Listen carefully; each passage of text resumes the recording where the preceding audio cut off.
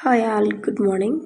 ఈరోజైతే లాస్ట్ సోమవారం అండి. సో నేను ఇంట్లో ఎలా పూజ చేసుకున్నాను, ఉపవాసం ఉంటాం కదా ఈరోజు. అండ్ ఈరోజే నారికేళ దీపం కూడా వెలిగించానండి. లాస్ట్ సోమవారం అని చెప్పి ఎవరైనా వెలిగించాలనుకుంటే ఈవినింగ్ కూడా వెలిగించవచ్చండి. ఎలా వెలిగిస్తాము ఏంటి ప్రాసెస్ అనేది వీడియోలో అయితే చూపిస్తున్నాను. ముందుగా దేవుడి మందిరం అయితే ఇట్లా పూజించుకుంటున్నానండి. పసుపుతోని కుంకుమ బొట్లు అవి పెట్టుకొని ఆల్రెడీ అమ్మవారికి ఫోటోలకి అట్లా గంధం బొట్లు పెట్టుకున్నాను. పూజ సామాగ్రికి కూడా ఆల్రెడీ పెట్టుకున్నానండి. సో ఇలాగైతే అలంకరించేసాను గంధం బొట్లతోటి, పసుపుతోటి. నెక్స్ట్ ఇక్కడ ఇది వచ్చేసి నారికేళ దీపానికి మనం ప్లేట్ అనేది ప్రిపేర్ చేసుకోవాలండి. నా దగ్గర ఈ ప్లేట్ ఉంది కాబట్టి ఇది యూజ్ చేస్తున్నాను. ఇది లేకపోతే మామూలు స్టీల్ ప్లేట్ అనేది యూజ్ చేయొచ్చు. ఇలాగా గంధంతో పూజించుకొని చుట్టూతో పెట్టుకొని బొట్లు అనేవి నెక్స్ట్ మధ్యలో స్వస్తిక్ అనేది రాసుకోవాలండి. నార్మల్గా ఈ నారికేళ దీపం అనేది కార్తీక మాసంలో ఎప్పుడైనా వెలిగించవచ్చండి. కానీ మనం మెయిన్గా సోమవారాలు ఇలాగే మంచిగా పూజలు చేసుకుంటాం కాబట్టి సో ఇంకా సోమవారం రోజే నేనైతే వెలిగిస్తున్నానండి.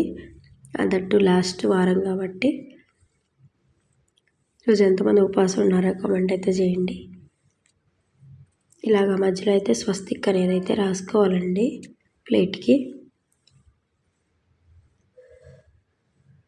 చాలామంది నారికేళ దీపం వెలిగించిన తర్వాత కొబ్బరికాయని ఏం చేయాలి అనేది తెలియదు కదండి. అది కూడా ఈ వీడియోలో అయితే చెప్పాను.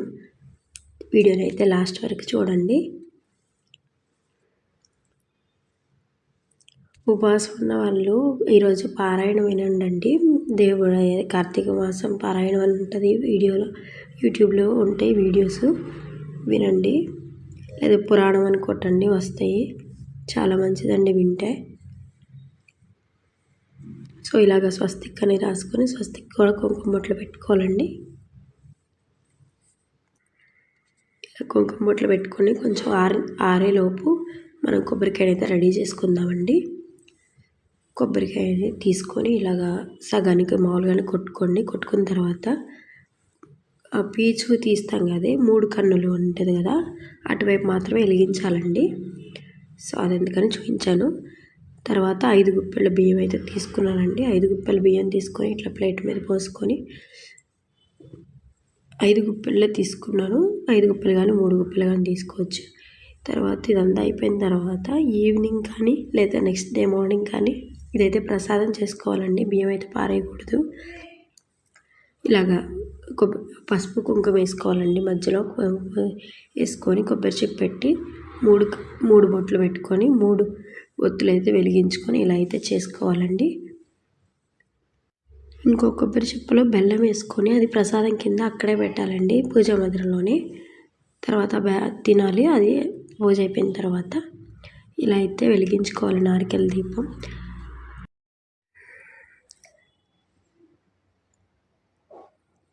ఇదైతే బయట వైపు ముగ్గండి.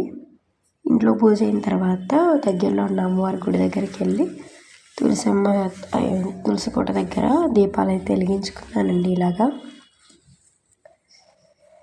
ఈ విధంగా అయితే నారికేళ దీపం అయితే వెలిగించుకోవాలండి ఇంట్లో. వీడియో నచ్చితే please do like, share and subscribe. Thank you for watching అండి.